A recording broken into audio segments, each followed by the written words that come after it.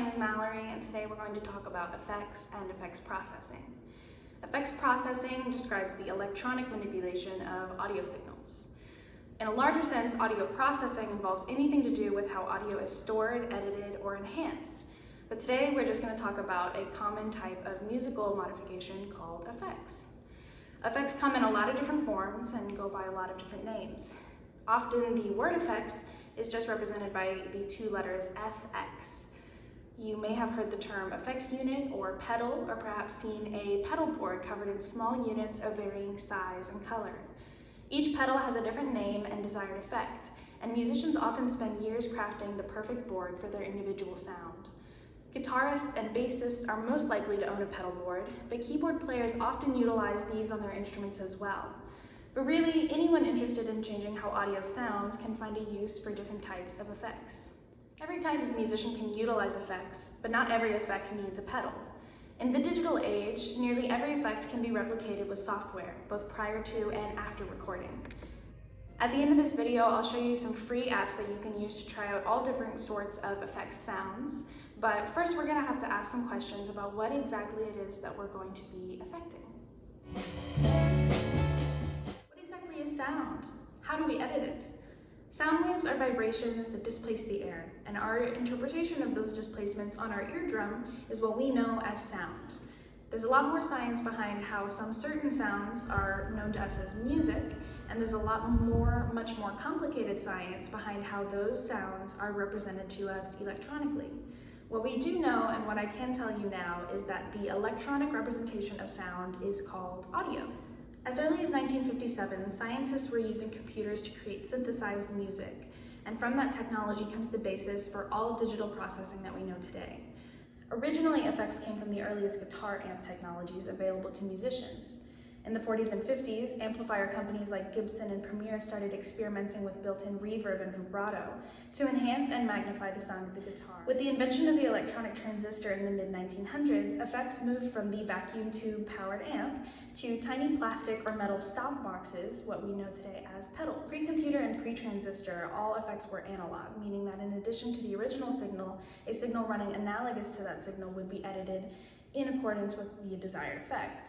With the invention of the transistor, which is basically a small supercomputer, these audio signals, so the signal being taken from your guitar, from your instrument, could be then represented mathematically and then edited in a way that is much more precise and crisp.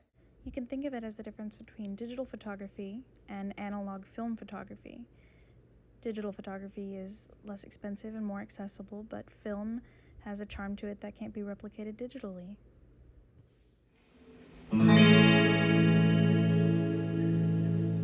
Chorus effects aim to mimic exactly what's in the title, a choir or a chorus. The original signal is duplicated and added back with a slight delay and pitch variation to make it sound as if multiple people are playing at the same time. It often adds depth and warmth to an otherwise very lonely sounding tone. Compressors can make loud sounds quieter or quiet sounds louder. Often they are used to soften attack by minimizing the onset of the instrument. To hear how a compressor or noise gate might change an audio signal, just play music or clap into different containers, such as cups, bags, or large boxes. The muffled sound you hear on the outside is a representation of how compressors can change the tone of your audio signal.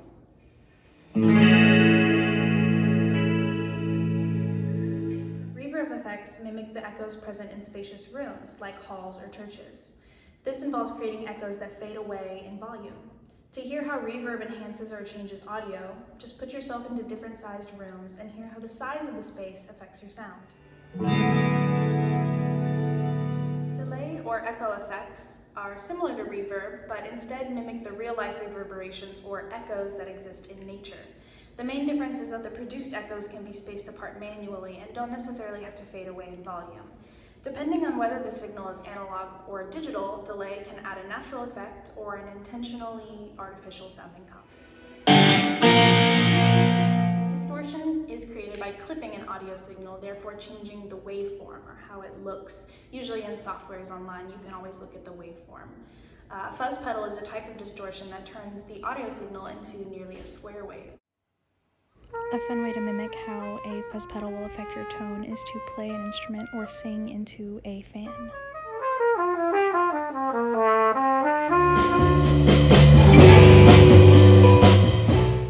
This is the part where I wanted to talk about some free apps you can use to try out these effects, the first of which is GarageBand, which is on iOS.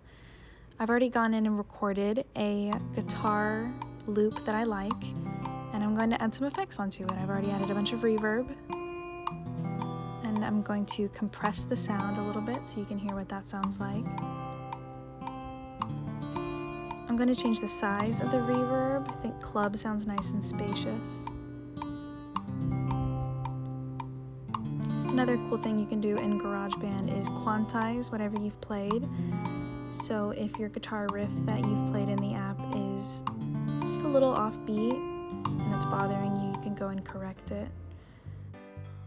I'm just going to show you a few of the other things you can do as far as effects go. Here I've just added piano and bass, and it loops all on its own. The next app is the Mini Moog app. It's only on iOS, but it's a great app that was released for free at the beginning of quarantine, and you can basically use this miniature synth all on your phone and just try out how some of the different sounds work. The final app I have to share with you today is the WavePad Music and Audio Editor. It is on the App Store and the Google Play Store. It is a straightforward audio editor. Here I've recorded some guitar. I'm going to trim it and show you how to add some effects.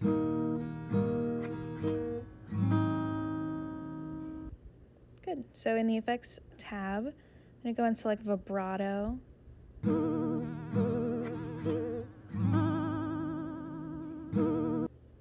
Try another one. Try a phaser effect.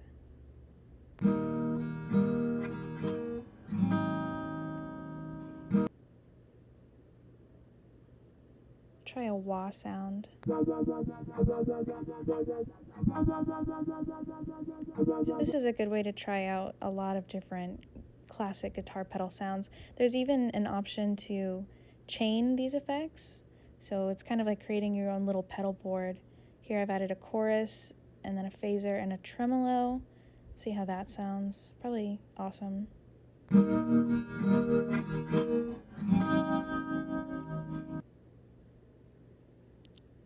Well, we get an idea for it.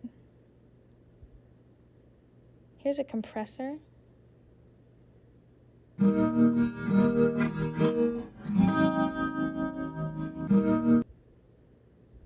Interesting. Just trying out different things, seeing what sounds good. I think it's a great app for recording your own voice, for recording anything that you want to play around with, especially if anything in this video today interested you. Let's see some distortion. I